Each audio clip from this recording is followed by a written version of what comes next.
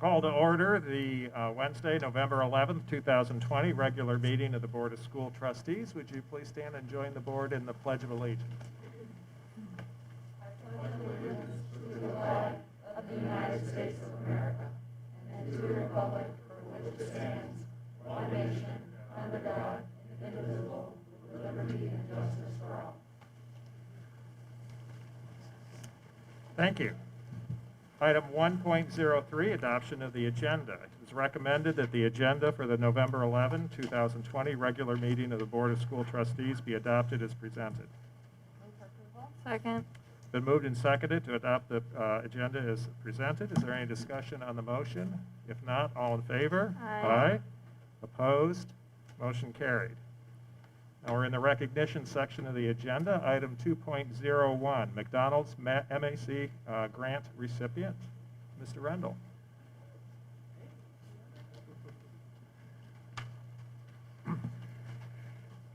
Hello, everybody. I just want to quickly, I'm working with students in radio and television, and it's hard because most of them aren't there. And so how do we do things? So this week they've been working on news packages, and they're in groups of people, and they're having to do different things, and it's been hard, but they got some stuff done, which is cool. So you'll see some of that on Friday's newscast, which is great. But that being said, one of the things I try to do with the kids is have them write, script out, and make a short film, which is going to be even more challenging because to record all that stuff and put it together, the time it would take to do that, we don't really have, right? We're short in classes even. They're not all there, it's hard. So I wrote a grant through the McDonald's, the local McDonald's group for this MAC grant, and I got $500 to purchase pre-recorded, school-appropriate footage for 2 short films. And so the kids can, even if they're at home, they can plan out how they would edit that together. So they're gonna make a document, they're gonna work on, okay, I'm gonna get this part of this clip and edit with this part of this clip and put this sound behind it and do all that work, even if they can't actually put it together. So it's a chance for us to still do that learning without the access that we would have had last year or the year before. So that's it. Cool. Very cool. That's great. Well, you've always been a great example of creativity and reaching out and getting some extra things, out of the available resources, and this is just another example. So thank you very much. No problem. Thank you guys. Item 2.02, grant updates. Mrs. Stuxel.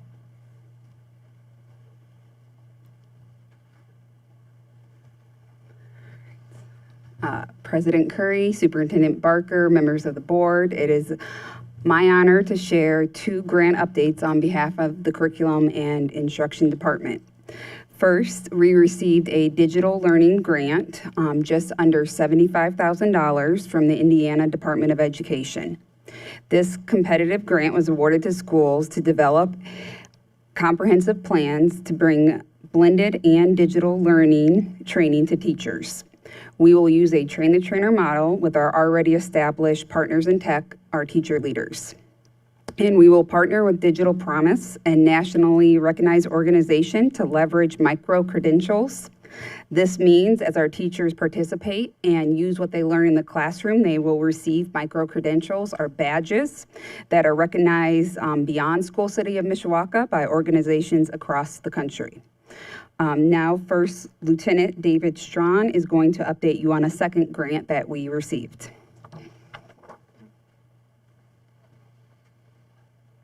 Thank you, Mrs. Stockstill. President Curry, school board members, Superintendent Barker, ladies and gentlemen. Thank you for this opportunity to address the board in my official capacity as a member of the Civil Air Patrol. On November 3rd, 2020, I received the following email message, which I shall summarize, from the Great Lakes Region Civil Air Patrol staff. First Lieutenant Strawn, your request for a grant of $4,000 for the purchase of various STEM equipment and supplies will be funded by the Great Lakes region. The message goes on to say that they will be forwarding the paperwork at a later date, and I trust that Mr. Barker will assign the appropriate curriculum and instruction staff member to shepherd all this paperwork processing through School City. In September 2020, I was made aware of a grant opportunity for funding aerospace education requests within Civil Air Patrol's 6-state Great Lakes region. I notified Mrs. Sarah Hoover of this opportunity inquired if School City was in need of additional STEM supplies and equipment, and that I would do all the grant request paperwork. Mrs. Hoover quickly responded with an itemized list totaling $4,000. Please see Mrs. Hoover if you're interested about the contents of this itemized list. Aerospace education is one of Civil Air Patrol's 3 statutory missions. The Civil Air Patrol was proud of our continued mutually beneficial educational partnership with School City of Mishawaka and its STEM teachers. Aerospace education within the Civil Air Patrol is not strictly limited to either aviation or space science, but includes all supporting STEM disciplines as well. School City teachers have continued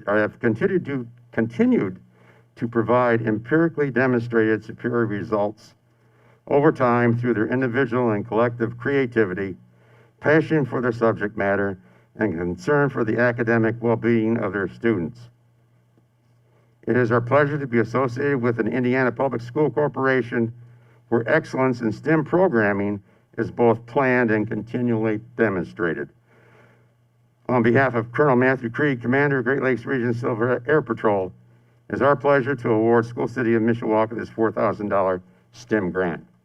Thank you, Mr. President. Thank you, Mr. Strawn. And I want to take a quick opportunity. I would be remiss if I didn't share that recently First Lieutenant David Strawn has been recognized at the state and regional level for his work, which includes School City of Mishawaka. He was awarded Major General Gene Holm Aerospace Education Officer of the Year for 2019 at the state level and at the regional level. And our very own board member, Amanda Roberts, was able to attend the recent ceremony. So I wanted to take an opportunity to say congratulations to David. This is a well-deserved award and honor.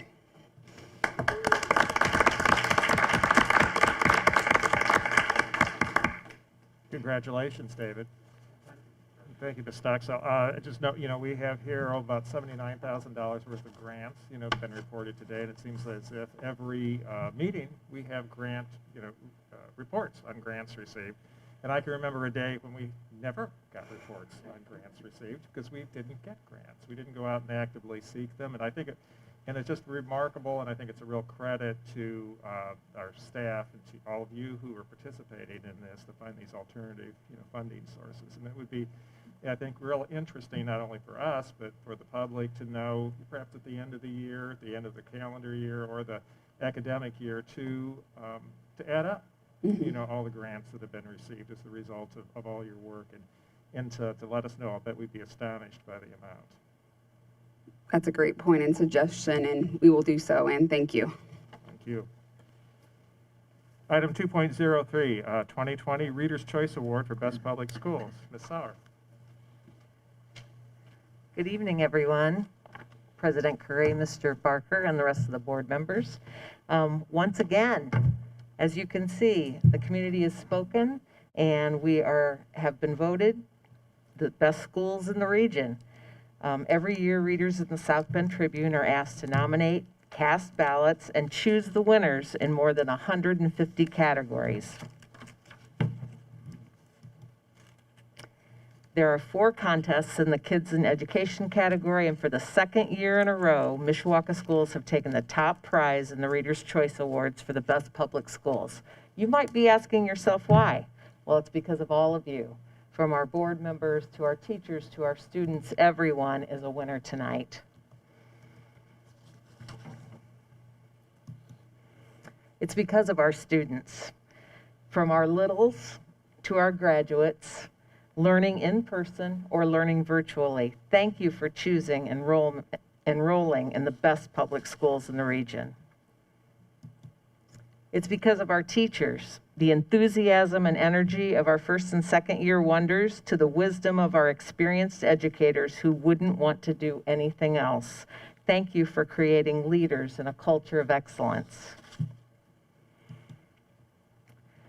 And to our servant leaders who lend a hand wherever and whenever they are needed.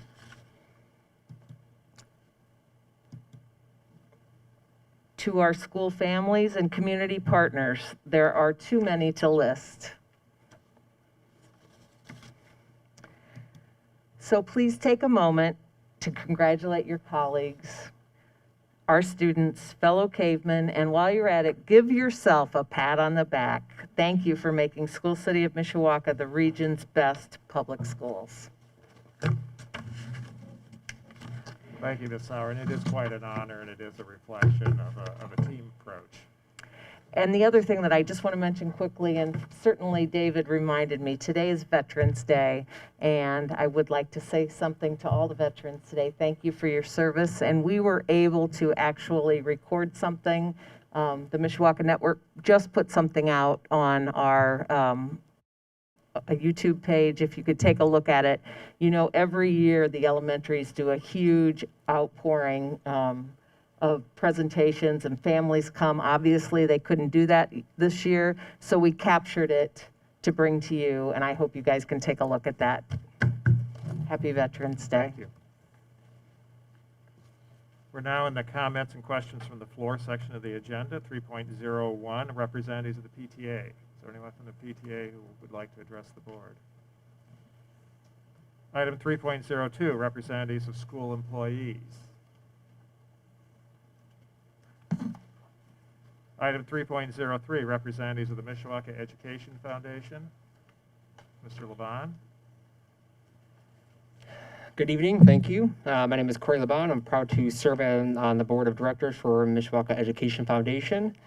First, we'd like to thank Mishawaka employees for their amazing efforts to help Mishawaka students in all their work during these difficult times. Just a quick update. MEF will be selecting fall classroom grants to fund at our November board meeting. There are 5 grants submitted, with 4 of them on the subject of mental wellness for Mishawaka students, staff, and families. MEF will also be sending out our annual report and conducting our annual appeal campaign asking for support to help SCM staff and students succeed. Happy Thanksgiving, and MEF is thankful for you. Thanks. Thank you, and we're thankful for the MEF. All right, item 3.04, general public.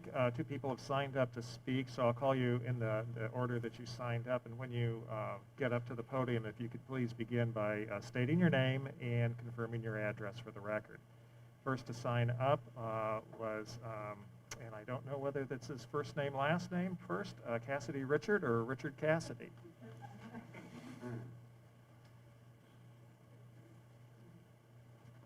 Ms. Richard. Hi there, yes, common confusion, it is Cassidy Richard. And the address is 925 East Fairview Avenue. Did you need city and zip code and everything with that? Just the city. South Bend, Indiana. Thank you. All right. Hi, everyone. I'm coming here to you guys today after one of the most tense and frustrated staff meetings that I've ever experienced in my 4 years of teaching at Mishawaka. I teach at John Young. I'm an 8th grade science teacher there. In the meeting, we discussed and vented some of our feelings and frustrations about the reopening plans that were given to us via email today. And I'm not here to express disapproval for the plans or any specific part of them, but rather disapproval for the process by which these plans have been put forward. First off, this is a difficult time. As we've said so many times, we hear it all over the place, right? It's a difficult time with many unusual problems that need to be addressed. And I want to appreciate, I want to express appreciation for your efforts, the board's efforts in addressing these problems. But I also would ask that before putting forth plans that change so many things for teachers and for students and for our families, our parents, that there would be more of an effort to get feedback from these stakeholders, like teachers and parents. Too many times we feel that we're told what we're going to do, and then immediately, for instance, tonight, it comes to the board for approval before we're really given the chance to tell you how we feel about it. And we often feel that we're rarely asked what we feel needs to be done. New plans are put forward to address certain problems, and those plans create other problems, which is common. We know, all of us know here, that our main goal needs to be serving our students. And I feel that our parents and teachers, which I know some of you are parents and teachers, I feel that parents and teachers know best what our students need. And with that being the case, I implore you all in the future to please, before deciding what needs to be done, please ask your stakeholders what they think is best. Rather than giving us one plan that's going to be put forward, potentially give a few options that you could look into further. Based on what I saw in our staff meeting today, I think that we would have a different plan being put forward tonight if teachers and parents were asked what they thought would be best for our students. In summary, I'm here because so many teachers feel that we're not listened to, that we're not asked what we need and what we think would be best. We feel that we're told what would be best, and we don't feel that we're very well represented in that way. Thank you. Thank you for your constructive criticism. And Ms. Richard, I may have missed at the beginning. Which school? John Young. Thank you. Thank you. Brian Lord.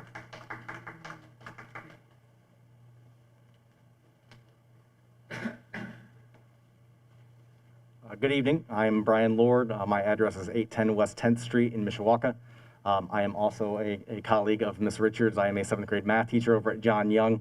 And we're talking very similar options and thoughts here from our meeting that we had today. I don't want to kind of steal anybody's thunder as far as the reopening plan that will get presented today. But I know there were a lot of people that we had in our staff meeting that were very, very concerned, that I think had legitimate concerns. The big issues being that we are going from, at least in my classroom, the largest class size I have right now is 13, to a proposal that will have all 7th graders returning at the same time, and then on other days, all 8th graders returning at the same time, meaning my classroom goes from 13 to upper 20s.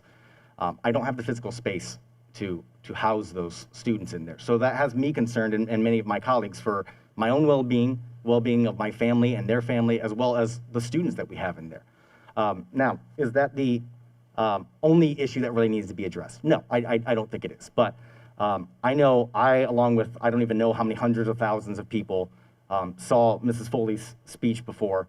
And as her former student and as her colleague, I was very, very moved by it, as I think many people were. I was also moved by hearing the board and hearing Mr. Barker talk about how we were going to try and take steps to try and make sure that the teachers, that our opinions and our thoughts were kind of put into play here. And like Ms. Richards said, I don't feel that's the case with this particular example.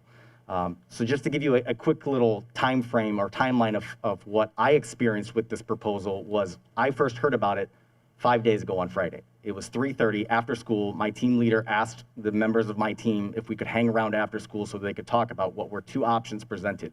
One that we immediately scoffed at, that had math and English and any subjects could possibly theoretically be 9 weeks without a student having exposure to that particular class. I am pleased that that does not seem to be the option that's getting presented tonight. The other one was one that is very similar to the one that's getting presented tonight. And we brought up and said the issues of, well, class sizes will increase then. We don't have the space. It doesn't really do us any good to say, well, that half of the building's empty when my classroom is full with students. And just talking amongst the few teachers on my team, we said, well, I guess we'd rather just have the same option of what we've been doing right now. Okay? I can't speak on behalf of every single teacher and say that that is what every single teacher would say, but I don't feel like we were ever asked that. Okay? If you want to try and have staff buy-in, you have to feel like staff actually has the opportunity to voice their opinion. I looked at this plan and feel like we patched one hole and created two others. And when you do that, you still have a sinking ship. We've created more issues where I heard our administration saying like, oh, well, we heard that teachers were bothered at the idea of having to teach virtually and in person at the same time. And this is a possible way to fix that. Appreciated. Very, very much appreciated. However, did it create bigger issues? And I think our staff actually felt that way. It was overwhelming to see multiple staff members who broke down sobbing in front of their colleagues because they were so nervous about this plan that we have going through. And to just hear that it's just going to get presented right now. So there might be other people out there who would request that you shoot down the plan. I'm not going to say that. I, similar to Ms. Richard, am asking that you delay a vote on that plan and ask them to come back and get the opinions of the stakeholders, get the opinions of the teachers to say, what is something that we think you will be able to work for. Will you get every teacher on board? No, you absolutely won't. Just like we won't get everybody isn't going to be in favor of whatever person is president or governor or on the school board. You won't please everybody. But it would go a long way, even if my choice wasn't the one that was picked, to feel like my voice was heard. That would give me a lot more buy-in to be able to say, okay, they do care about what my opinion is. Right now, I don't feel like teachers' voices are being heard. I don't feel like teachers' opinions matter. I don't feel like we have any place at the table. And that's very, very disappointing for me. So I'm asking that you please postpone any decision on what we're going to go with for our schedule for the second half of the year. Please prove me wrong and show that we do have a voice that can be heard. Thank you for your time. Thank you, Mr. Lord.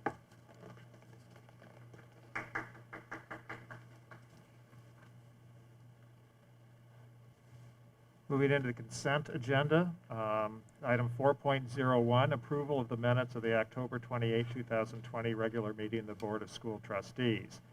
It is recommended that the minutes of the October 28, 2020 regular meeting of the Board of School Trustees be approved as presented. Item 4.02, approval of bills, warrants, and payroll. It is recommended that the bills, warrants, and payroll in the amount of $2,819,624.28 be approved for payment from the appropriate funds. Item 4.03, acceptance of donations. It is recommended that the board approve the donations as presented, and in recognition of the donors, I'll identify the donations. First is a donation of 3 HP ink cartridges valued at approximately $150 to the technology department to use as needed. The second is a monetary donation of $500 from Ehlers and Ehlers Associates to the Mishawaka High School Engineering Department for the Model A restoration project. And the third donation is a monetary donation of $500 from Heinsberger Drywall to Mishawaka High School for the Model A restoration project. Item 4.04, approval of the consent agenda. Is there a recommendation to approve the consent agenda as presented? Move for approval. Second. Been moved and seconded to approve the consent agenda as presented. Is there any discussion on the motion? If none, all in favor? Aye. Opposed? Motion carried. All right, now we're in the Vision Initiatives section of the agenda. Item 5.01, Roadmap to Reopening Plan Update Number 9. Mr. Barker, Mr. Levon, and Ms. Hickle. Thank you, President Curry and members of the board. Tonight, we are here to present a plan for second semester. There are 2 parts of that we want to discuss, and some of which I want to address some of the comments that were made even prior to our presentation. I'm sorry that we have teachers who feel they've been left out of the process. We have done our best to try to communicate these plans, but as you know, in the last meeting, we made decisions in the last meeting for where we're at right now through the rest of this semester, and we have approximately less than a month prior to our next meeting before we need to make a plan for the second semester, which begins, as you know, after Christmas. So we have a short time window, and we are trying to be as proactive as we can be, but certainly we're reacting to the times, as are many school districts, and trying to put plans forward to where we're at now. The plans that we're trying to work through, we've tried to have teacher input. We met with the Mishawaka Education Association yesterday, and middle school teachers are represented in that group, as are all of the buildings, and we took their feedback, and we tried to shape what we're doing based upon the feedback we have received. I can tell you that many of the things that we're recommending tonight are based upon teacher feedback. Many of the things that we have heard are, as you have heard, are the challenges of teaching in person and virtually simultaneously, and how to do that, and how to effectively do that, and how the grind of that is extremely challenging. So part of what you're going to hear tonight is in response to that. And we've not heard any of these things since it was presented from last week to the buildings, through department heads, to yesterday's discussion that we're bound to have with the MEA, through today until we got here tonight. I've not heard from any teachers regarding the plan. So While I appreciate the input tonight, it makes it challenging for us to present a plan to you to have the time that we need to give families time to react to it, to be able to make a choice for what they want in the second semester. So part of that is a challenge for us to think about delaying a vote tonight to our next meeting on December 9th, and then putting that plan out to families and asking them to turn it around really in that last week of school before Christmas break and make a decision, and for us to then be able to take our teaching staff and put them into a position where that we can staff whatever that model ends up being based upon family and student input would be a real challenge. Part of that also that we're trying to do in this plan tonight is give those students who are participating virtually a chance to be on what we're calling a probationary period to prove that they should be able to stay virtual. So we have many students who are in a virtual learning environment right now who are not being successful. And we would like to move those students, if they do not have a medical reason to be in a virtual format, back to an in-person format, because we believe we can do a better job to help them be successful if they're in person. So we need time to communicate that to them as well. Without really taking all of what's going to be presented, we need time to be able to do that so that we can give them a short window of time to show improvement so that we know that we can trust them to stay in a virtual format. So we're going to go ahead and get into this, and then we'll have our discussion about some of the things that have been said and about the plan, and I think that would be really the appropriate way for us to move forward.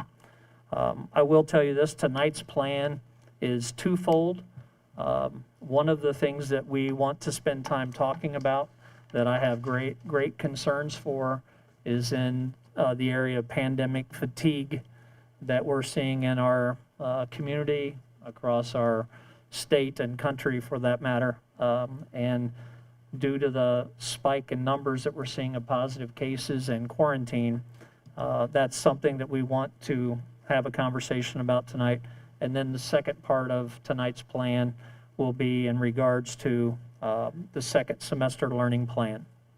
So as you can see from this slide, for the past few meetings, we've been able to talk about the fact that what we were seeing in our community with the increase in cases, the increase in positive cases in our community, we were not seeing that data transfer into School City of Mishawaka schools. And that is no longer the case. 61% of the positive cases that we have seen among students and staff since July have occurred in the last 30 days. So 61% of those positive cases since July have come in the last 30 days.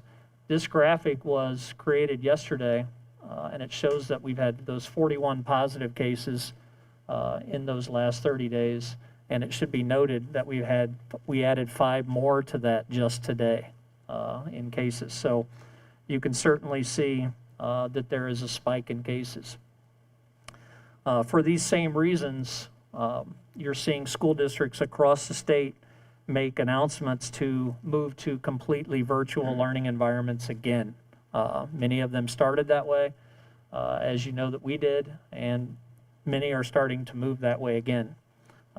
And my concern is I think we've been in this situation now for 8 months, and I believe that there is a pandemic fatigue that has settled in where we have people that have certain views about it, and I think as a community we've let our guard down on the safe practices that we should be following. Chad Towner, who's the president of and CEO of St. Joe Health System, said in an update yesterday, he asked the question, how many times did you wash your hands today? And increase that by 5 more tomorrow. And, you know, that speaks to the fact that now with this increase, we have to be more vigilant than ever before. And I want to be very clear, if not, we certainly risk moving to a completely virtual format. We have to plan for second semester and make those necessary arrangements for our students and families. But if things continue on this trajectory that we're on, we will not be able to provide in-person learning options at the same way that we are now. And there'll be two reasons for that. It will just simply be unsafe for our students and staff to be in schools. And number two, we would probably not have the adequate personnel that we need to safely keep our schools open. So one of the big parts of this presentation was just to say and stress it as much as we can. We need everyone to partner with us on this. And it may sound cliche, but we need people to mask up, wash their hands, and practice social distancing, because without that, we can have all of these plans, but we're not going to be able to maintain the in-person learning models. I think you're seeing schools across the state who are moving, that are starting to move their secondary schools, especially from either a full in-person, which many of them were, to a hybrid, or those that were in a hybrid to a completely virtual. And with the way things are, again, moving for us, I would say that could be a very, very close reality for us if things don't change and we don't see a flattening of that curve. I'm going to introduce Mr. Laban at this time to kind of dive into those numbers in a little more detail in the way that he normally does, showing the state and county metrics. So, Mr. Laban. Thank you, Mr. Barker. As we have in the past board meetings, we wanted to take just a moment here to update you, the board, on the state of COVID-19 in our county. You've seen this slide several times at this point. We have updated as of just yesterday there, looking at the metrics that the St. Joe County Department of Health has provided for 2 days in a row. 3 of the 4 metrics have been in that category of red. The only one that remains in the yellow is that RO, or reproducibility rate. Basically what that says is that for every new positive case, as of today's data, yesterday's data, 1.27 people are therefore exposed and infected thereafterward. So that's where that last category falls in. It's still in that yellow, but we have fallen into the red. And we can see the trend lines that have been updated as well. Our numbers across the board are obviously increasing significantly. We did add 2 lines for a point of reference up there, just for some of the topics that we will be discussing this evening for a point of reference. The first is the date by which we brought our secondary students back for in-person learning following the 50-50% hybrid model. And the second is that date by which Mr. Barker spoke to, in which we've seen that spike in our internal positivity rate. Obviously, that's translating and correlating to that of what's happening in the county, with those metrics flipping back from where they had been, at least in that third category of green, back into 2 red and 2 yellow categories.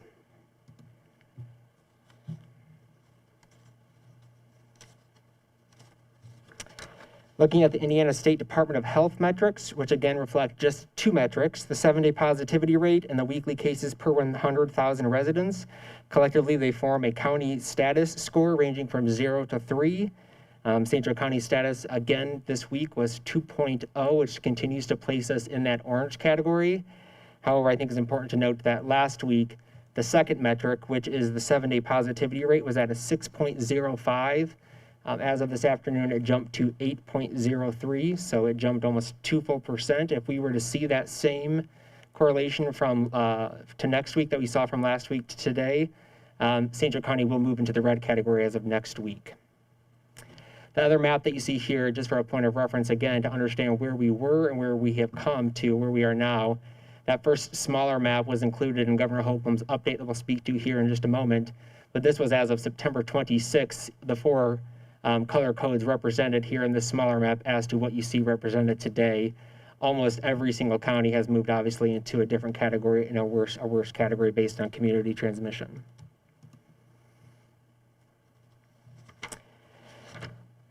With that, Governor Holcomb did announce this afternoon that beginning November 15th and for at least the next month, an executive order will be signed to implement pandemic requirements and targeted restrictions for counties in orange and in the red status based on that color-coded map that we just looked at.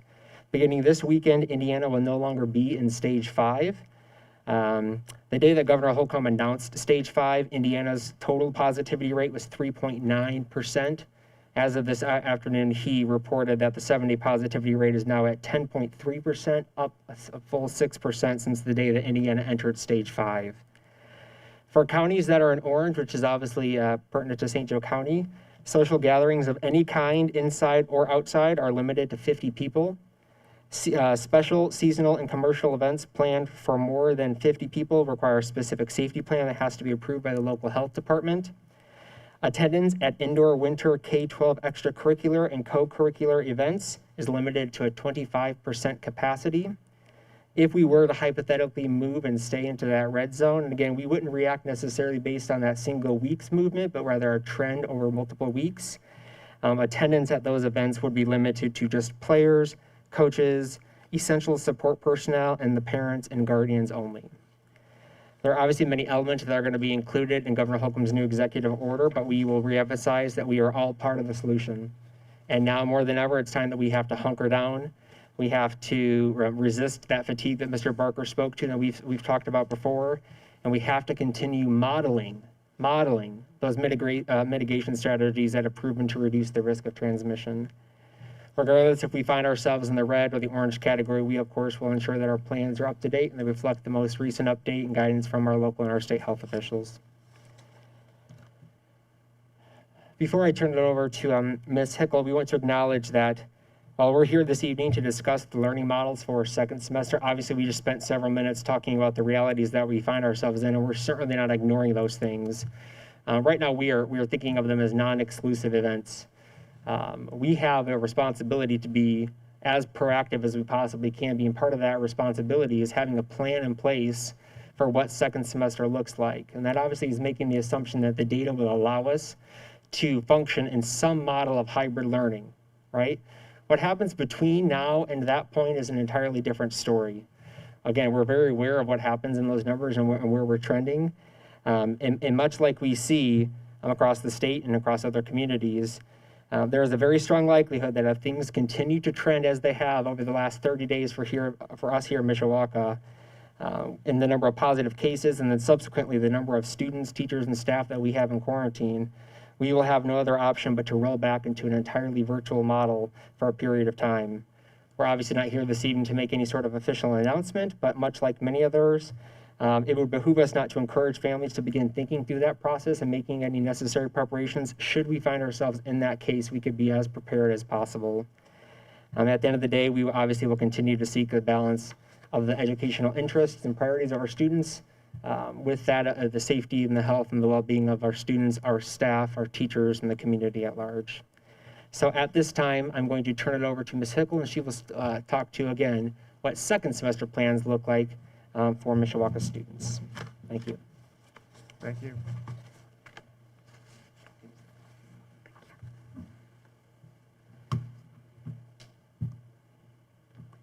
Thank you. In designing our second semester plan, we evaluated what was working well and what improvements needed to be made. And I think it's important to acknowledge that these decisions were not made in a vacuum. Instead, we've been collecting stakeholder feedback for over 6 weeks at the secondary level that we've been back in person, and 8 weeks with our elementary students back in person. Daily, feedback is shared with us from parents, students, teachers, and community members, identifying problems, concerns, but also proposing solutions. And all of that data was taken into account in creating this plan. Our goals in creating the second semester plan were to improve student achievement, student engagement, and the overall experience, as well as to minimize the need for secondary teachers to support virtual and live students simultaneously. Our final goal was to bring students back to in-person instruction who are not finding success in an all-virtual model. You can see for the elementary plan, our plan remains the same for modes of instruction, meaning we'll still have in-person instruction at full capacity, as well as offering an all-virtual model that is staffed entirely separately. In the elementary in particular, we worked with our virtual teachers to better identify where students are struggling, how we might better support them, and when it may be necessary to bring them back in person. For our secondary plan, as others have identified, we are experiencing an increased number of students who are at risk. They're at risk academically, as either identified by their grades or they're on track for graduation status. They're in a high-risk category socially, emotionally, And our goal is to improve the quality of instruction and learning for all. It's challenging for teachers to support in-person and virtual students, but self-directed learning is concerning for students with low engagement, attendance issues, and academic difficulties. We recognize that not one single plan can meet all of these needs and will keep all people satisfied. Instead, our 7 to 12 plan addresses our two largest secondary concerns of student success and teachers needing to focus on the 50-50 aspect. Instead of prioritizing the 50-50 hybrid based on alphabetical, as we have done in phase 2 this semester, we are proposing that we divide students instead of by their last name, but rather by their grade level. This will allow students to attend school with more of their peers, which will provide for a better social emotional learning environment. Having said that, with this plan, this careful consideration was given to the amount of students being in the building and in classrooms in particular. With this model, we are still able to remain the 50-50 hybrid model with reduced capacity. We will still offer an all virtual option that also contributes to reduced in-person numbers. We will continue the same entry, exit, hallway, cafeteria procedures, and safety and cleaning precautions, which have served us very well thus far in keeping students safe. We will maintain the same minimum social distancing in all classrooms. We recognize that this plan places more students in individual classrooms than what they're experiencing now, but we will not reduce our expectations for social distancing that we've been able to uphold. We have worked closely with the administration at both John Young and Mishawaka High School to ensure that our classroom capacities are able to accommodate students with that maintained social distancing.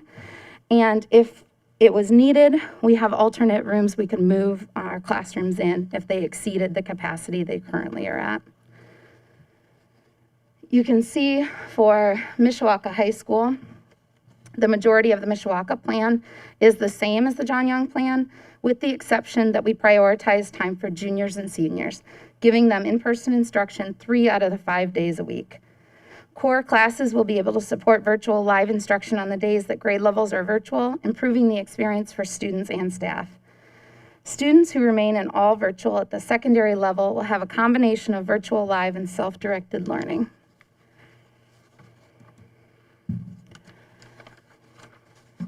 The student selection process upon approval of this plan will begin for second semester November 12th, and this time families will make their distinction.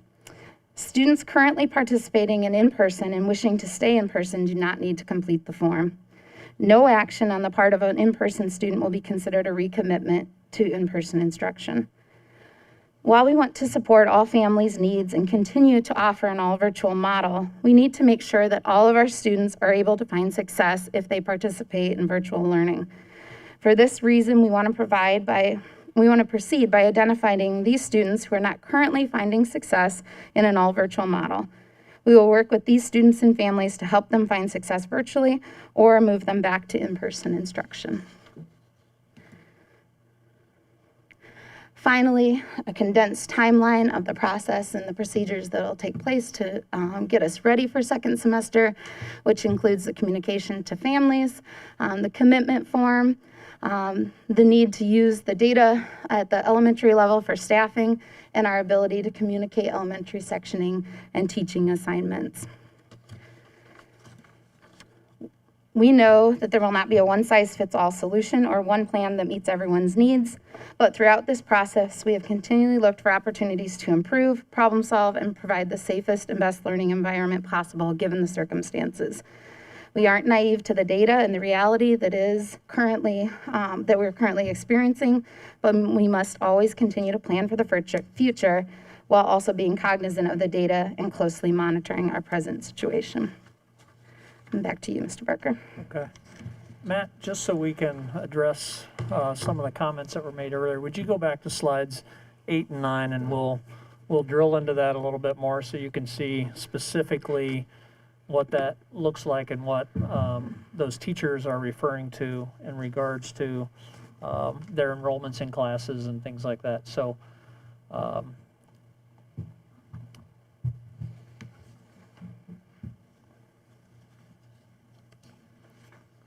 So first, yes, let's look at the John Young. So on this John Young plan, we're looking at a 50-50 hybrid. What we're currently doing is students in both grades at the John Young in 7th and 8th grade, they report in A through L or M through Z, which is what our plan is also at Mishawaka High School. So what this proposes to do is bring our 7th graders in as, let's say, group A through L, and our 8th graders as that second group, what was M through Z. So we would be bringing all of our 7th grade students back for in-person learning. As you can see, on Monday and Tuesday, they would be in virtual on Thursday, Friday. So if I'm a 7th grade teacher only, it takes away this burden that we've heard about of teaching in person and virtual simultaneously. So they would have either one or the other. 2 days a week they would have in person, and you can see on Wednesday, because we've also heard that teachers need that more time, and I know we felt good about what we were able to accomplish when we were in a completely virtual format. So in this model, we have 2 days of in-person learning for both grades, and then a Wednesday all virtual day. Okay, so that's similar in how we did it before, except before we rotated on the Wednesdays which group came in, A through L or M through Z. So this is actually 1 day less of in-person learning.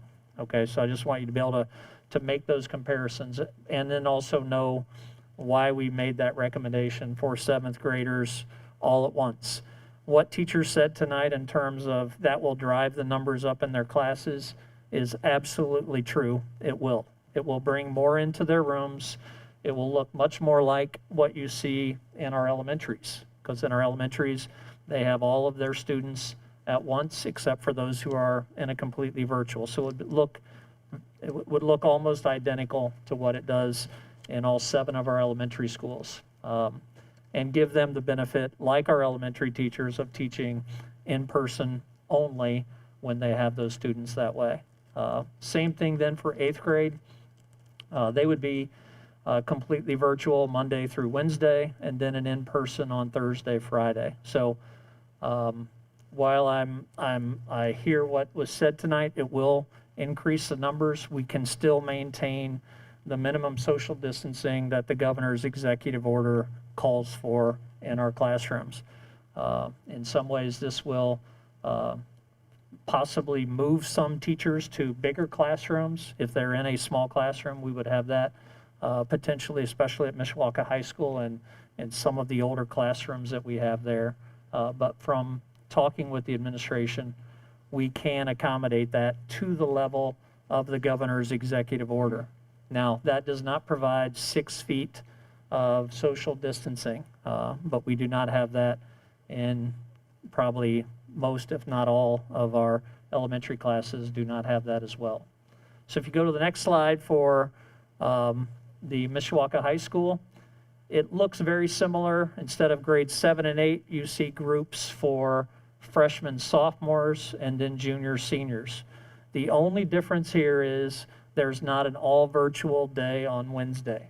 That's the really most significant difference between what this plan calls for Mishawaka High School and what it calls for at John Young Middle School. So when you look up there, you see freshmen and sophomores are in person on Monday, Tuesday, and they are completely virtual on Wednesday, Thursday, Friday, okay? Juniors, seniors are virtual Monday, Tuesday, and they are completely in person Wednesday through Friday. Now, so what we're doing is giving the juniors and seniors 1 extra day per week in the building over freshmen and sophomores. And the goal for that is trying to make sure that our students are making progress toward graduation. So we feel like if we have them in our building more, we can do a better job to help them be successful. So that's where that came from, and that's where that difference lies. This, in comparison to what we have currently, you know, if we go back to that John Young slide, we basically rotate the A to L, M to Z every day. So they are in school 2 days one week, 3 days the next week. What this current plan calls for is 2 days per week, every week going forward. So they would lose 1 day of in-person learning every 2 weeks, but they would move to a completely virtual.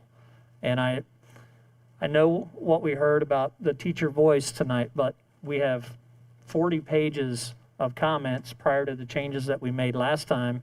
And quite honestly, we didn't feel that we were able to address all of those concerns. And many of them were surrounding the in-person and virtual teaching simultaneously. That was a very common theme.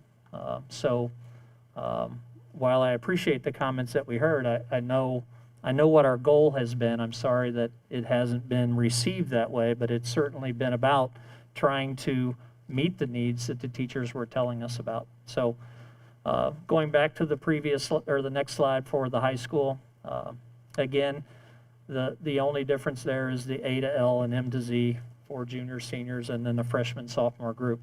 Now, just so you know, this plan has been vetted through the St. Joe County Department of Health. It met their approval.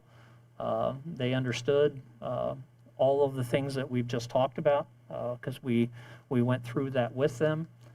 Their goal is to create a hybrid learning environment with the numbers that we're at for the school, for hallway purposes, lunchroom, and all those other things. It still does that because it basically provides for the same number of students. I should also mention, because we also have such a large number of virtual students only, we have a large number in comparison to other school districts at about 25%. We are already showing lower numbers in our schools than what we would have probably projected early, because we're splitting that 75% into 2 groups of 37.5. So we really never have 50% of our students in school. So anyway, I wanted to explain that in a little more detail so that you could maybe have a better grasp of the comments that were given and in some better context. So so tonight, I guess, in moving forward to that end slide, you know, the discussion that we had yesterday with the MEA, and Mr. Curry was a part of that discussion with our teachers. You know, I felt like we had a good discussion, and we received good feedback from the group. So I felt really good about where we were at with our plan until, you know, getting here tonight, to be very honest. I feel a little bit taken aback by where that comes from, because we tried in every way that we can to work with our teachers association and give them a voice, and quite honestly, I feel like we've led the way in that area, because I've had many comments about that. But having said that, we want to do everything we can to meet the needs of all of our teachers. I think if I heard anything from those teachers maybe tonight, it was the increase in the number of students that they're going to have in class. At least so far myself, I've not heard that from high school teachers. So I don't know if that's representative of their building. It was not represented to us that way yesterday in the meeting, where they would prefer to have A through L and M through Z over only 7th grade and only 8th grade. Having heard that, I don't know that I necessarily am married to one over the other, but I want you to understand the purpose and behind the recommendation came from the feedback we heard from teachers. So it's difficult to take those conflicting things. We understand we can't meet the needs of everyone, and everyone has different thresholds for what they think is acceptable during these times. But we certainly want to do our best to meet the needs of as many people as we can.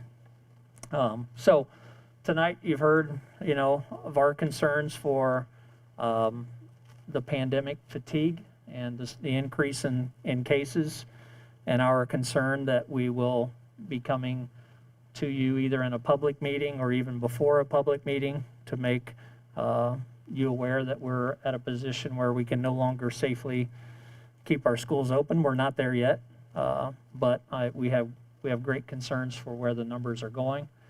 And then you heard our plan for the second semester. So to keep the conversation going and the discussion going, I'm going to go ahead and make the recommendation to the board that based upon the feedback we have received prior to tonight and the work that's gone into this plan, that we ask the board to approve the roadmap to reopening plan update number 9 as presented. Are there any questions or comments from the board? I know that we're setting down a roadmap for the next semester, but obviously, this is almost a week-by-week thing and very fluid and could change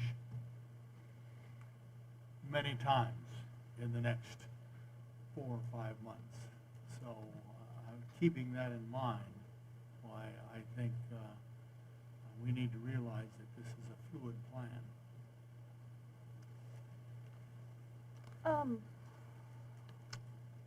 Thinking about our elementary schools, we've been 100% for the last 8 weeks, right? Correct. How many students are in each of those classrooms, approximately?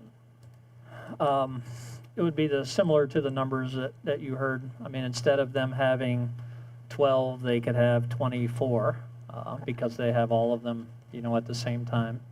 The numbers rotate, but we're meeting the teacher-student ratios that we established as a district prior to the pandemic, and those numbers are still in place during the pandemic.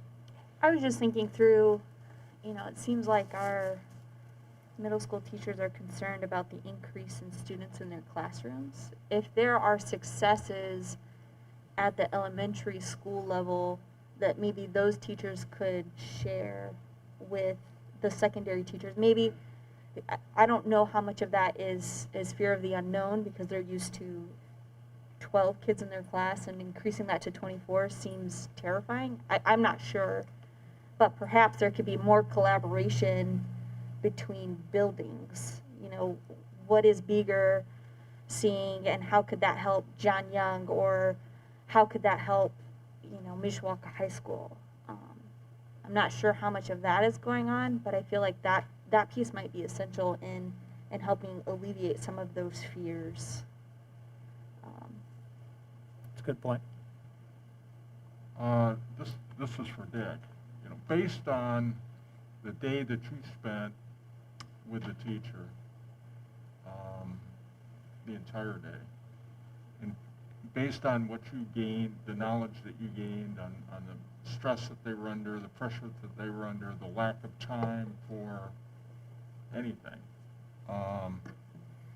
and listening to what we have here, do you feel comfortable that some of the problems and issues that you noticed when you spent the day there have been addressed? We are kind of anticipating what I was going to say in my comments, because I have not spent a day with the model that's been used at the high school or middle school, where you're teaching simultaneously in person and virtually. But I did spend an entire day at HUMS shadowing a teacher, and there are a lot of challenges to this. I mean, all the students were in the classrooms. Everybody was it's much more orderly than I expected it was going to be in terms of respect from the students, keeping their distance and all. There were, I didn't count the students, but there were, well, I did count. There were 2 different groups, and there was somewhere around, I think it was between 18 to 24, in the classroom. And in watching, Ms. Dowse teach, and with all the difficulties that you have in trying to maintain the distancing and wiping things down and not having any time to go to the bathroom, I was thinking that I couldn't imagine how much more difficult it would have been on her if she was having to simultaneously teach part of the students in person and students virtually at the same time. I just can't imagine how difficult that would be. This seems to be a plan, and I was also, as Mr. Barker said, was part of the TAC. I go to all the TAC meetings, and came away with the same impression that he did in terms of the teacher participation and discussion of this plan.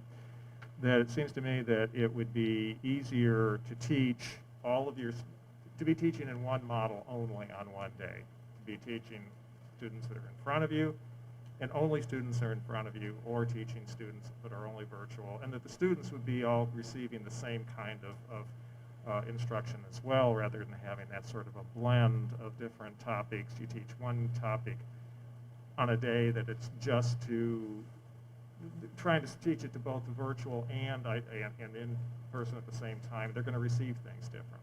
I think it seems to me that you would be able to format your instruction more effectively, reaching all the students if it's the same instruction for all the students. The question I had the other day, and I didn't verbalize it because it came out, just as it has tonight, was what about the social distancing? Because we are increasing classroom density, and it's my understanding that that can be maintained, that the model has been approved by the local county health department, and that for classrooms where that is, the classroom itself is simply too small, to accommodate all the students that would be put into it, other classroom space could be found, because we're only using half of the classrooms each day. Because for John Young, when the 7th graders are there, the 8th graders are not. So you have extra classroom capacity each day. The other thing, my thought is, and you might want to put up the timeline in terms of identifying, taking this out to the public for the next semester. It's tight right now in terms of being able to get all the information that we need out there, and for people to have sufficient time to make decisions about what they need to do, and then have a sufficient time in order to do planning. If we were to kick this down the road, I don't know how we could do this for the second semester, especially with the holidays coming up and people's attention being diverted to other things. Because part of this is also giving students who are having difficulty with all virtual an opportunity to show why they can or they can't continue, and that might have to make a change. You go from all virtual to in person. And so in order to have fidelity in our instruction to serve the students, and balance that with social distancing and other precautions, I have a lot of, I'm very hopeful, about this type of plan.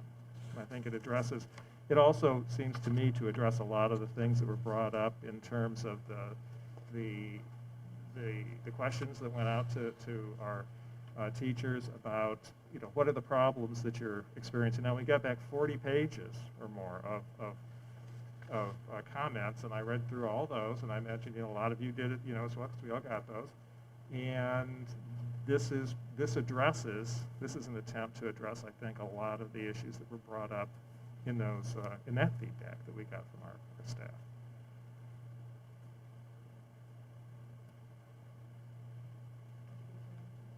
Oh, yeah. Thank you, Dick. Sure. In my point of view of this, nothing we're going to do is going to fix the issues, except going back to school. And we can't go back to school because we're not bringing the numbers down.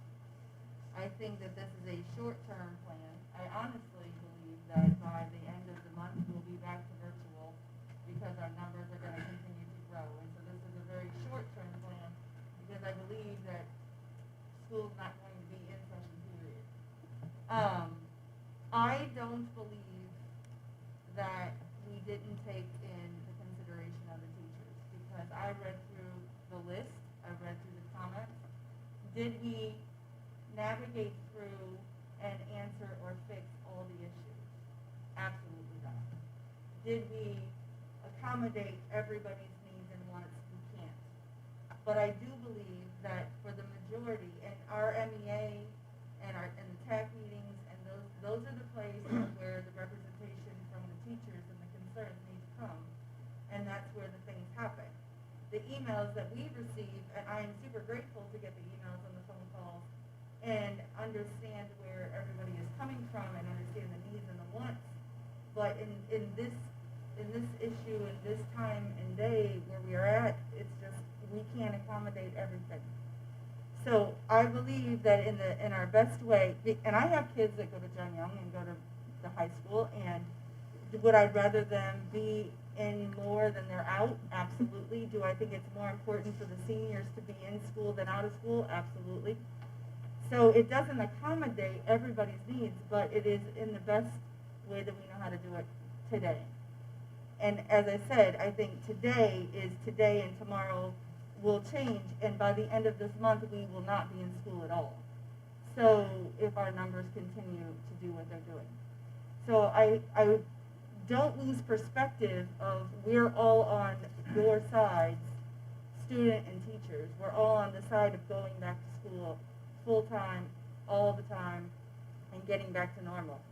But until we do, we have to kind of do this fluent thing that keeps moving and we keep adjusting. And it doesn't benefit parents always, and it doesn't benefit teachers, and it doesn't benefit the students. But it's the best that we know how to do today. And so even though it's not even comfortable for me to say I want my kids virtually learning, or I want them in school, it is what is best for them. As far as classroom sizes go at John Young, since the 8th grade is not going to be there when the 7th graders are, and vice versa, that there is a half a school unutilized every week. So there's no reason that we don't accommodate. And I would hope that the teachers communicate, listen, my classrooms are full. We cannot get everybody in there, and we need to move. We need to move out of this space so that we have more space. Because one thing we don't want to do is add anxiety to the teachers because we're crowding the classrooms. Because unlike elementary school, elementary students are not out socializing in the public. They're at home with their parents. They're not doing sport activities. They're not doing all of those things as the junior high and the high school are doing.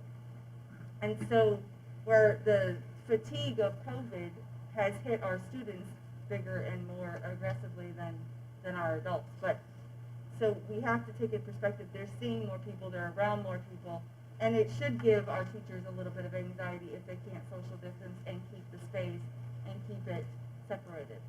So making the accommodations to put them in different classrooms is a necessary need, right? And making sure that we are meeting those needs to them. But as of right now, I as much as I would love to say we need to come back and we need to do all these other things, we aren't there. We aren't there, and we have to make the accommodations as they come. So. Are there any other questions or comments? All right, a recommendation has been made. Is there a motion and a second? Second. You get the motion? Did you make the motion to approve the recommendation as presented? I'll make the motion. Second. All right, it's been moved and seconded to approve the recommendation as presented. Is there any discussion on the motion? If not, all in favor? Aye. Opposed? Motion carried.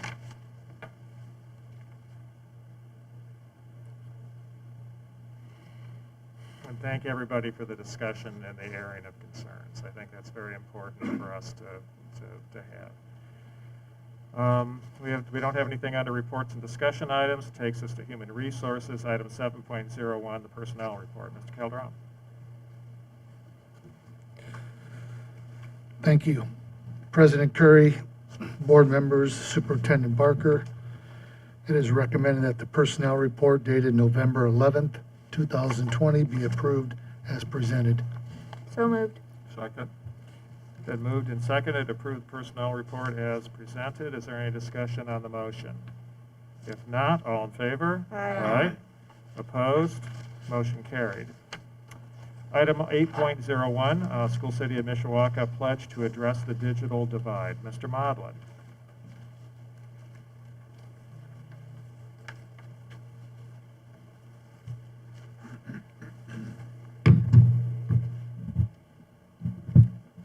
Good evening. I'm happy to come up and present regarding the digital divide and how steps that Mishawaka schools have taken to address that divide. I'd like to begin by defining what digital divide is, and these definitions are from Merriam-Webster. Digital divide is the economic, educational, and social inequities between those who have computers and online access and those who do not. And as I was preparing for this presentation, the need to define the difference between equity and equality had come up in that conversation. And equity is the quality of being fair. So that doesn't necessarily mean we provide every student the exact same thing. Sometimes we need to provide them a little bit more support in order to get what they need in order to provide that fair opportunity. And as this image illustrates that point, you see we have students that are trying to watch a baseball game behind a fence. And you have the one student that has a box and they're well over the fence and can see everything. You have the middle student here that has what they need and they can see over the fence. And you have the student on the end that support isn't enough. And so they needed additional support, and that's equality. We've provided that student the exact same thing, but they don't all have what they need to be successful. In the image on the right there, you see that we're providing the different number of boxes and different supports to those students to all provide them that same opportunity to be able to fairly watch this baseball game. So when we're talking about digital equity, we're looking at device access and connectivity. So some things to consider when we're talking about device access. Does the student have a device? Does it have to be shared between multiple family members? Do the families provide their own device? So you have families that may have a really top-of-the-line computer and a family that's gotten one passed down. So those would be an inequity in devices, right? And is that device capable? And some of those devices may be very capable and some of them may not be. When we look at connectivity, we're looking, can students stream video with no interruption? Do students have quality in-home access to the internet throughout the entire instructional day? There are students that may have access to the internet through a mobile hotspot. And when the family member that has that mobile hotspot or the cell phone goes to work, that internet goes with the person to work. And then also, what is the primary type of internet?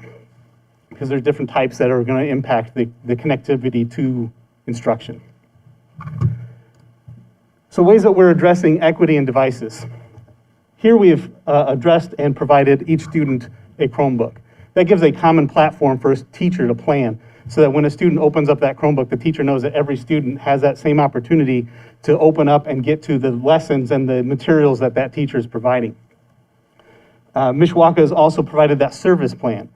So there's not going to be an unplanned for cost to that family if that device breaks or stops working. So we've prepaid for that and provide that to our families. So if a device breaks, there's not that $25, $30 to try to fix that in time for class the next day. So we have that turnaround time where we're doing that. There is a gap that needs to be addressed there. So we have an outside vendor that does that for us, and it's 7 to 10 business days to get that back. So what we're doing to address that gap is we have devices on hand that student will get that device replaced that very same day.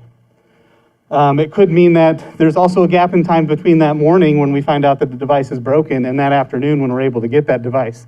So each school has a handful of devices to provide that student that they'll have access and opportunity inside their classrooms immediately in the morning. So they're able to have access to that technology in class.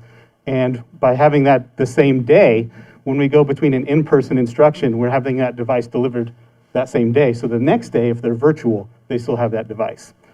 So it's important to be able to provide that level of service to our families so that they continue to have that access to technology and access to their peers.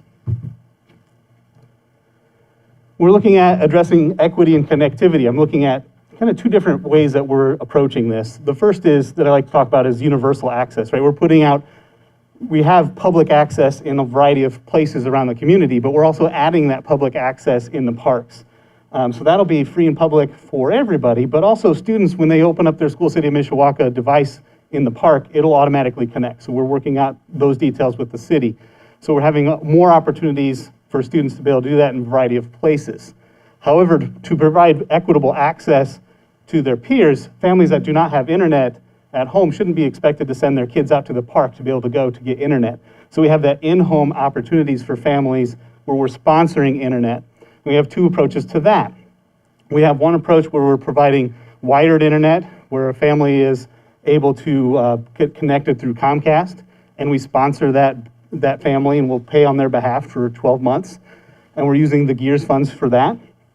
But we also have families that may be living in a long-term hotel. They may be very mobile, they're moving from apartment to apartment, or they may be in a place where the homeowner is not allowing them to install internet. So we have mobile hotspots we're offering for $10 a month also through Mobile Citizen. So we're giving a lot of opportunities to families in both connectivity and in devices.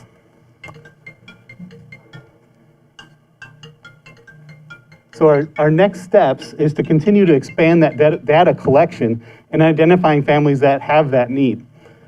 So we were partnering up and pledged with the Digital Bridge K-12 and the Education Superhighway.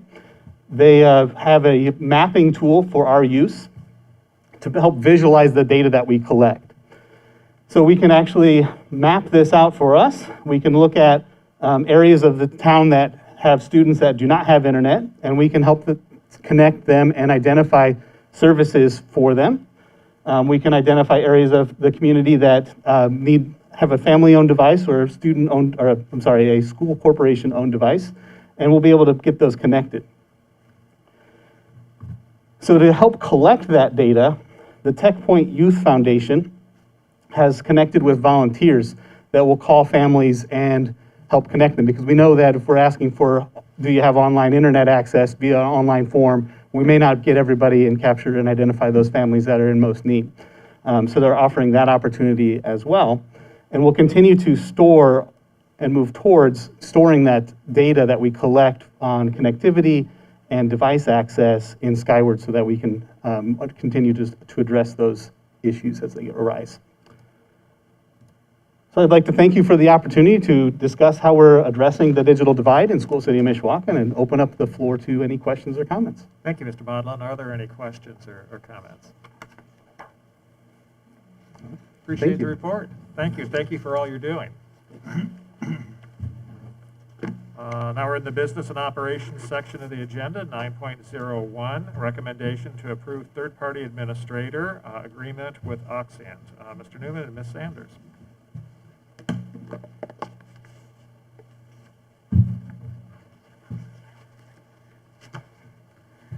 Good evening, members of the board. Tonight I want to talk to you guys about a recommendation to move our third-party administrator services over to Auditorium from SciHo, which is our current TPA. For those of you who do not know what a TPA is or what a third-party administrator does for insurance, that's the person that when you go to the doctor, your doctor's office sends the claims to them, and then they process the claims. So Auditorium is a third-party administrator for self-funded benefit plans.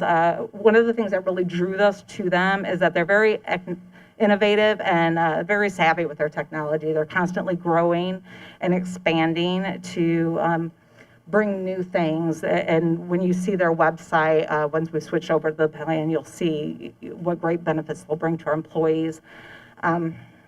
I know that in the agenda item, we gave you a huge laundry list of reasons that we wanted to change, but today I'm just going to address two of them because I'm sure that you guys don't want to have me spend here for a half an hour talking about insurance. All right, so chronic disease management. Currently with SciHo, we have chronic disease management for both diabetes and coronary artery disease. So what that means is there is a nurse case manager who works with our employees, our members who have those diseases. They help remind them of their doctor's visits. They help them manage their medications. They're there to answer any questions they may have. If they, have a fear about something, they can sit there and talk to them.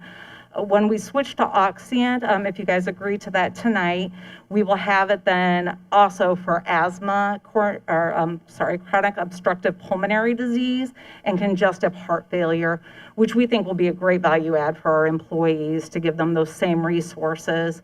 For them, it's great because they have that resource. For us, it's great because it's going to help us to manage our costs, because if our employees obviously are able to take better care of themselves, then it will help us in the long run.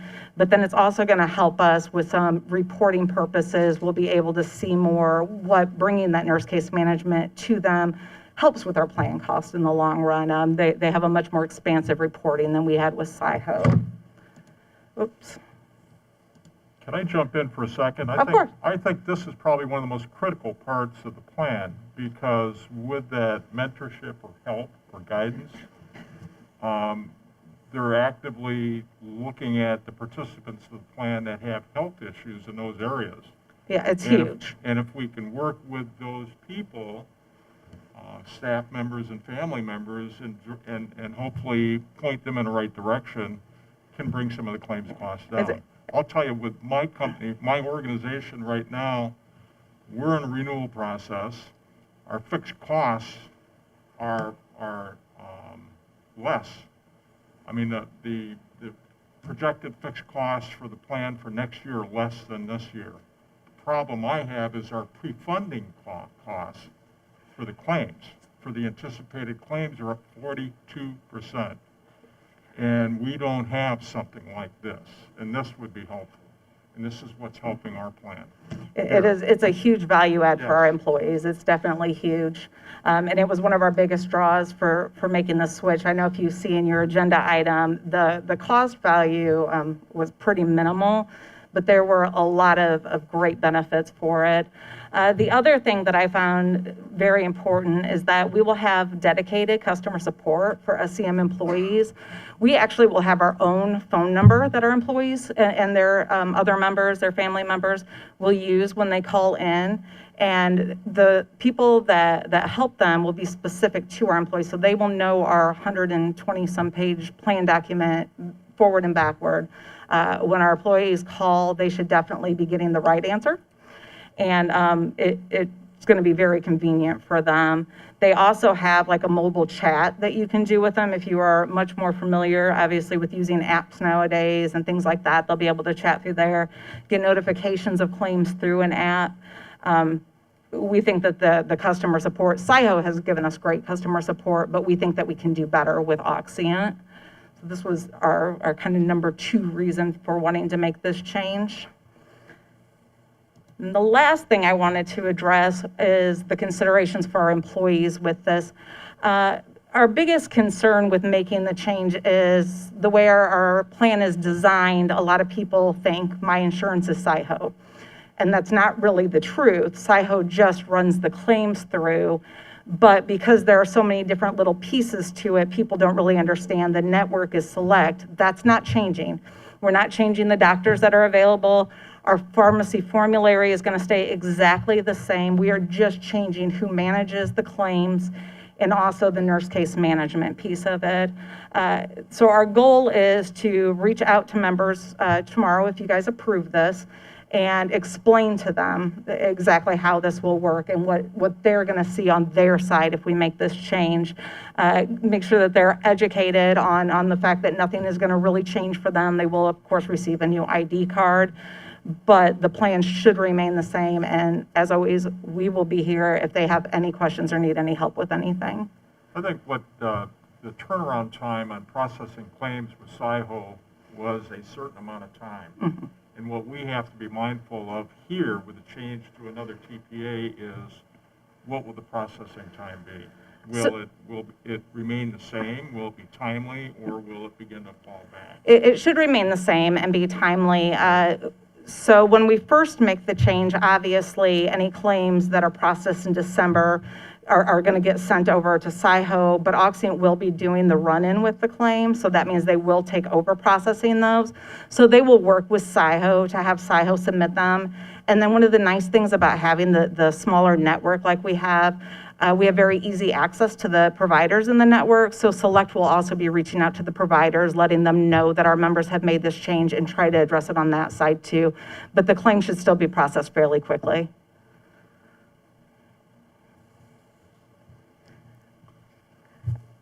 At this time, we request that you guys approve the agreement with Auxient Health for third-party administrative services.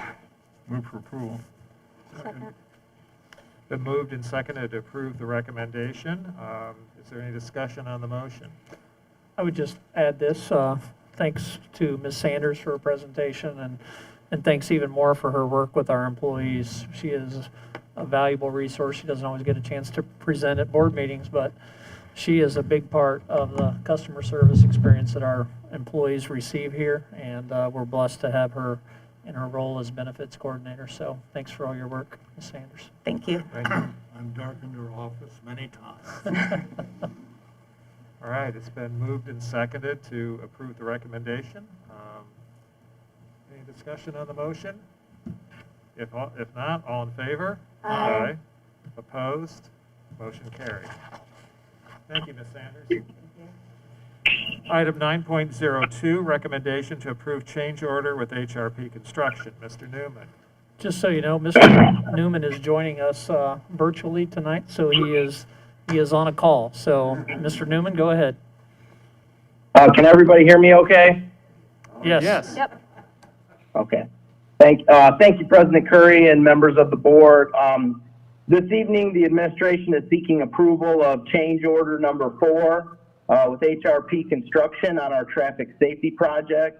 The net total of the change order is $1,837.90. It includes a deduction of $2,000 for the handrail on the south ramp of Mishawaka High School, and additional costs of $3,837.90 related to surface paving and replacement on Homewood at the request of the city. This is the final change order related to this project for a final contract total of $3,161,572.90. And so again, happy to answer any questions the board may have, but we are seeking approval of change order number 4 with HRP Construction as presented. Alex, Bill Pemberton, got a question. Page 2, number 42. Surface paving on Homewood due to request from the city of Mishawaka to correct the pavement markings, $2,356. Why are we paying for something that the city has requested? There have been a number of those items, I believe, because of how we are working in the right of way. We had to pay for some curbing and some other items. So this wouldn't be the first, but again, we've paid for a number of items that the city has requested that we complete as it relates to this project. Mike Faulkner, I know he's not in attendance. He could probably answer the question a little bit better than I could. But again, this isn't the only item. Mr. Newman, from what I understand, these are areas where the work we created butted up against basically sidewalks or streets and I think in their attempt to say either that we caused damage or that needed to be finished, I think that's where those come from. Okay. Correct. Alex, do you have in front of you what was the estimated cost of this project in the beginning? I do not have that in front of me. It would depend on exactly what phase we're talking about. Was it just before taking it to bid? Was it a year and a half ago when we originally discussed the project? But I don't have the numbers in front of me. But it was always a project that was in the neighborhood of $2.5 million. And of course, we added to the scope of work, as it relates to the courtyard and over to the west side of the building from the original scope. But I could get those numbers to you later on. That's fine. Any other questions or comments? Move for approval. Second. Been moved and seconded to approve the change order. Is there any discussion on the motion? If not, all in favor? Aye. Opposed? Motion carried. Item 9.03, recommendation to award Mishawaka High School Auditorium Lighting Project to Vincent Lighting Systems. Again, Mr. Newman. Thank you, President Curry. As part of the 2019 sale of general obligation bonds, Funds were included for upgraded auditorium lighting at Mishawaka High School. Coordinator of Fine Arts, Matt Brown, spent several months working with actually 4 different vendors who specialize in these types of lighting solutions. The 4 vendors who ended up submitting proposals were Stylus Technologies, Associated Controls and Design, Vincent Lighting Systems, and TPC Technologies. All proposals were slightly unique as each vendor utilizes different lighting equipment, and each had slightly different recommendations for how to best outfit our new auditorium lighting system. We looked at the expertise of the vendor, the equipment quality, the individual pricing of equipment in the proposal, in addition to the pricing of the labor, as well as ongoing training and support. These were all criteria for choosing what we believe would be the best solution for School City of Mishawaka. Again, Director of Fine Arts, Matt Brown, also utilized the expertise of neighboring fine arts directors who have recently went through this very similar process in order to evaluate the proposals prior to and in addition to reviewing those proposals with Superintendent Barker and myself. Based upon the criteria mentioned above, that I just mentioned, the school corporation would like to award the Mishawaka High School auditorium lighting project to Vincent Lighting Systems in the amount of $131,000. Other proposals received range from $118,836 to $133,322. Vincent Lighting Systems specializes in theatrical lighting and provided what we believe was the most comprehensive package, including the most competitively priced equipment and in addition to the labor. Just a little bit of background, Vincent Lighting Systems was founded in 1978. They've completed projects all over the Midwest. They've got over 60 employees and maintain offices in 6 different states. I do want to mention that in addition to the 2019 construction fund monies, the Mishawaka Education Foundation made a very generous donation of $34,000 in order to fund this project in its entirety. Because in other words, we didn't have $133,000 allocated within those general obligation bonds, but with this additional funding, we're able to fund the project in its entirety. So I'm happy to answer any questions that the board may have. I believe Matt Brown is in attendance. I do want to give him credit for leading this charge. I know he put in a lot of hours, met with a lot of people. There was a lot of back and forth. But again, happy to answer any questions the board may have, but we are recommending Vincent Lighting Systems for the upgraded auditorium lighting at Mishawaka High School. Alex, when do we anticipate that this project will begin? I believe the first thing that needs to occur is some electrical work that does have an additional cost of, I believe it was right around $15,000. And I think that we were going to be able to start that work as soon as Christmas break. But where the other elements of the project come in, I'm not quite sure. But I do know that we would like to have it up and running as soon as possible. So what do we anticipate as far as a completion date? What's the target? Mr. Brown. Go ahead, Mr. Newman, if you know. If not, Mr. Brown is here as well. Good. Mr. Brown would be better to answer that question. So Mr. Brown is the project manager on this. Yes, sir. Yes, sir. Yeah. Good evening, everyone. Yeah, the idea is to get the electrical work done in December and then begin the project in January. Obviously, we have to order things. We're not anticipating any kind of back orders. I have confirmed that with our vendor, even given the pandemic and such. So really by I would say the end of January, everything should be installed and ready to go without any hiccups, assuming. And that's really perfect timing, assuming we can do a spring musical sometime next semester, probably late next semester. That'll really work well. Give us time to figure out how to use it and play with all the new toys, quite frankly. Very good. Thank you. Thank you. Are there any other questions for Mr. Newman or Mr. Brown? If not, is there a motion to accept the recommendation? Move for approval. Second. Been moved and seconded to approve the recommendation for the proposal from Vincent Lighting. Is there any discussion on the motion? I would just echo Mr. Newman's comments. Mr. Brown's done an excellent job leading this. He's traveled to many venues, schools, and other performing arts centers, and talked to directors and coordinators in a lot of places, and has a great deal of knowledge that he brought to it, but also that he's learned. I was very impressed with the proposals that he brought to us and what we were looking to accomplish in the auditorium. So great job, Mr. Brown. Thank you. Been moved and seconded to approve the recommendation. All in favor? Aye. Opposed? Motion carried. Item 9.04, request permission to advertise for the sale of tax anticipation warrants for budget year 2021. Mr. Newman. Thank you, Mr. Curry. Due to the timing of property tax distribution and projected expenditures, it is sometimes necessary to engage in temporary short-term borrowing to ensure taxable funds maintain a positive balance throughout the calendar year.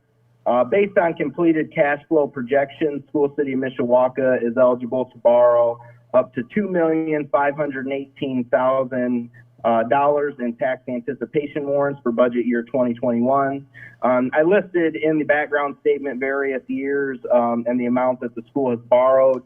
You will notice that we're borrowing approximately, it's not quite, but approximately $1 million more than last year. And I wanted to just point out that this is due to our taking advantage of that waiver from protected taxes.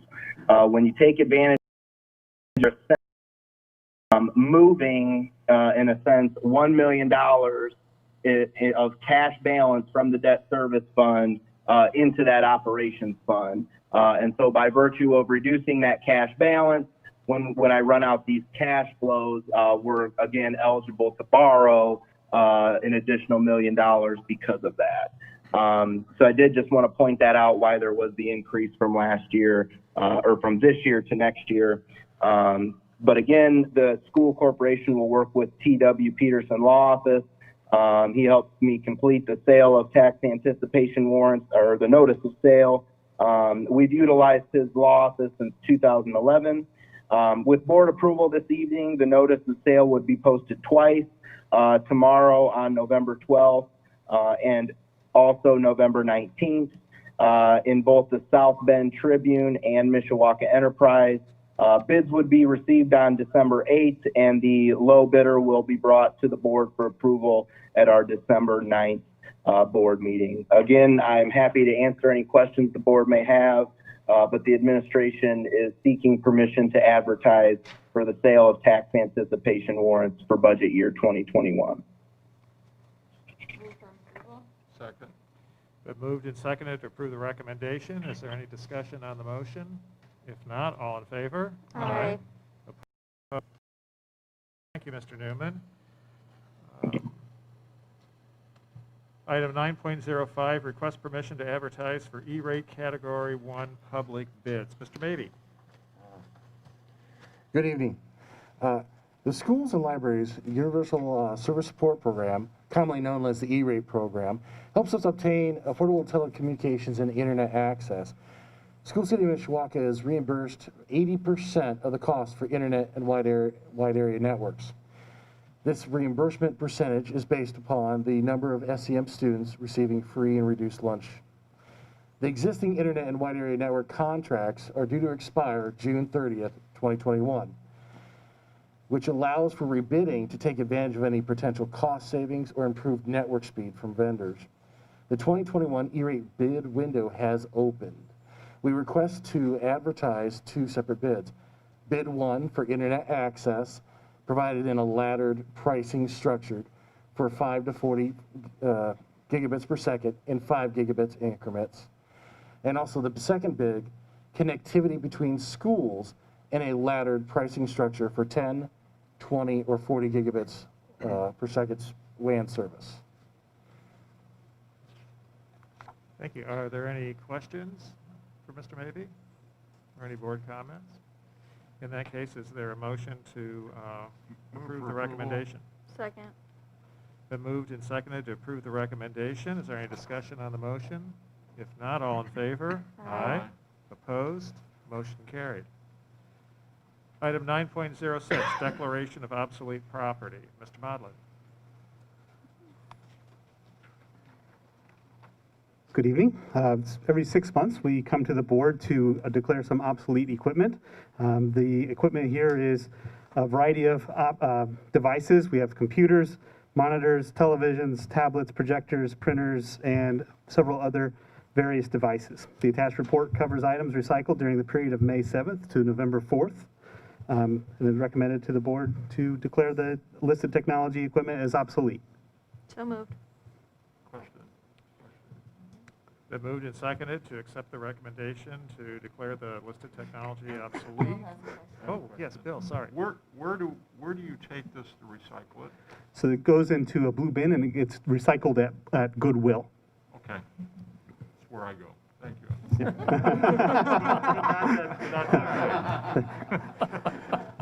Okay.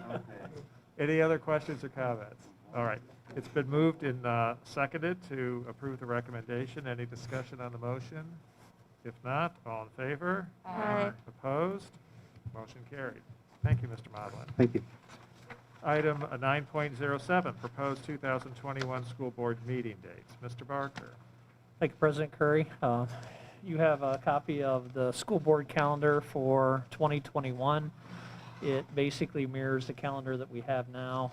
The only things that you will notice a change for are for the end part of this school year for January through May. All of those meetings will be held here.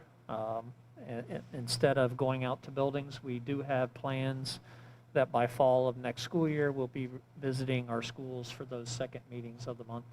The only other change is going in April from 2 meetings to 1 meeting. So we recommend approval of the school board calendar as presented. Second.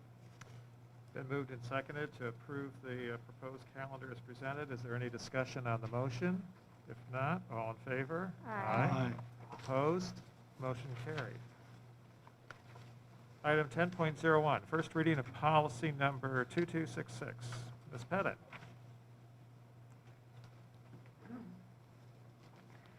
Good evening, board, and saving the best for last, as always, right?